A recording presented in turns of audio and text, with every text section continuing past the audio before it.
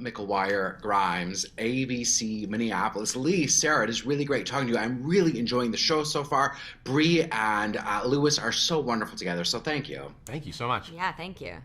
Yeah, now, Lee, I want to start with you. You wrote on your Instagram that you adapted your favorite book of all time. Tell me what goes through your head as you're even reading it. Like, I have to do this so that it doesn't get screwed up, or do you think I'm hesitant because I don't want to mess with perfection? Probably closer to the latter. My wife had read the book initially, and then recommended that I read it. I read it immediately, and then I put in the incoming call. Usually, a studio or a network will say, "Hey, we have a piece of material."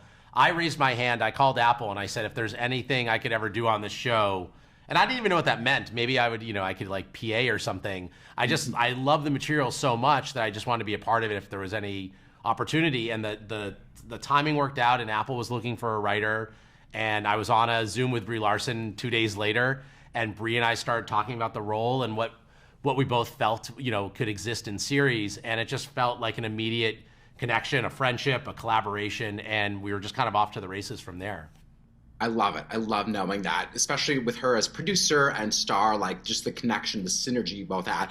Now, Sarah, each director directed 2 episodes of the series back to back. Did you decide to tackle the beginning of the series, and do you feel an extra pressure to set the tone and kind of grab the audience from the get-go? Yeah, it's my favorite thing to direct pilots because I feel like I'm really intimately part of the world building of the series. And I always feel it's my job to not only, hook the audience and get them to want to watch the rest of the show, but also set the entire cast and crew up for success so that we can make the best show possible.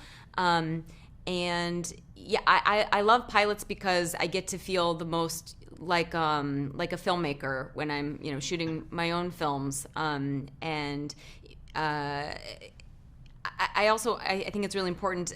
I knew and respect all the other directors that came on. So I wanted to make sure I was also passing the baton in the best way possible to all of them.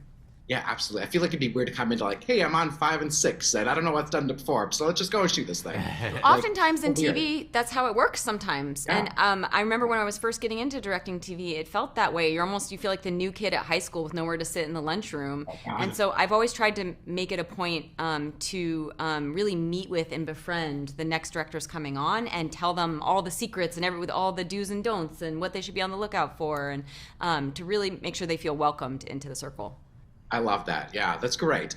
Now, Lee, you got to talk with author Bonnie Garmus. What did you take away from those conversations, and were things that she wanted specifically in the series that you did miss out on? All the initial conversations with Bonnie were so fruitful, and I mean, on a personal level, I adore her. We talked a lot about science and really getting the science right.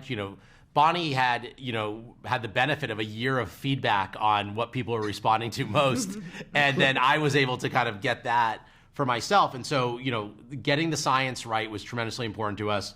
We had several science consultants that were on set that were reading the scripts and weighing in on it to make us seem smarter than we are.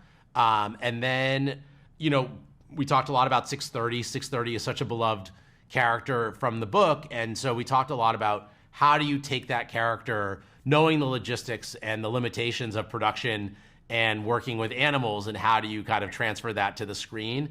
And 630 is unlike the family dog. 630 really is a character in the story. So there's a line in the show about being fearless in the kitchen translates to being fearless in life. When was the last time that you were fearless, Sarah? Oh, wow.